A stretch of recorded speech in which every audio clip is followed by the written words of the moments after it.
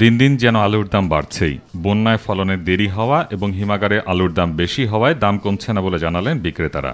নতুন আলু ১৪০ টাকা এবং পুরাতন আলু ৭০ থেকে ৮০ টাকায় বিক্রয় হচ্ছে। পাশাপাশি বাড়তি দামে বিক্রয় হচ্ছে পেঁয়াজ। আলু একটু রেট বেশি আর কি, গত সপ্তাহে ৭০ টাকা ছিল, আজকে আবার ৮০ টাকা।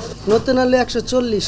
আপনার পেঁয়াজ হলো ১৩০ টাকা ভাইয়া, এটা হলো দেশি পাবনাটা, আর ওই আমি ইন্ডিয়ানটা হলো ১১০ টাকা।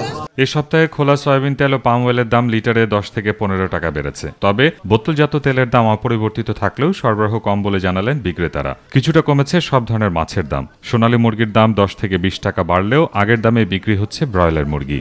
চিংড়ির দামটা এই সপ্তাহে একটু কমছে, মোটামুটি সব মাছই আর কি আগে থেকে একটু কমার চিন্তা ভাবনা আছে আর কি। সোনালী বিক্রি হচ্ছে ৩৩০-২০, আর হলো ব্রয়লার ১৯০ টাকা বিক্রি হচ্ছে। বর্তমানে আমাদের যে সয়াবিন তেল, আমরা যদি ৫ কার্টন তেল আছে, আমাদের ১ কার্টন দেয়, তেলের সরবরাহ নাই। শীতের আগমনে সবজির দাম কমার কথা থাকলেও তেমন প্রভাব লক্ষ্য করা যায়নি বলে আক্ষেপ ঝাড়লেন ক্রেতারা। সারা বছরই দেখা যায় যে বিভিন্ন একটা ইস্যু আছে। ওই যে মনে করেন যে বন্যার পানিতে সব ভেসে যায়, আবার রোদের তাপে সব পুড়ে যায়, তো আমরা মানে একটা অস্থির অবস্থার মধ্যে আছে। সবজির সিজন কিন্তু কোনো দাম কমে নাই, সব জিনিসের দাম বাড়তেই। এখন আলু হয়ে গেছে বিএপি খাদ্য। শসা নিলাম, একটু বেগুন নিলাম, আর নেওয়ার ক্ষমতা নাই, এত দাম।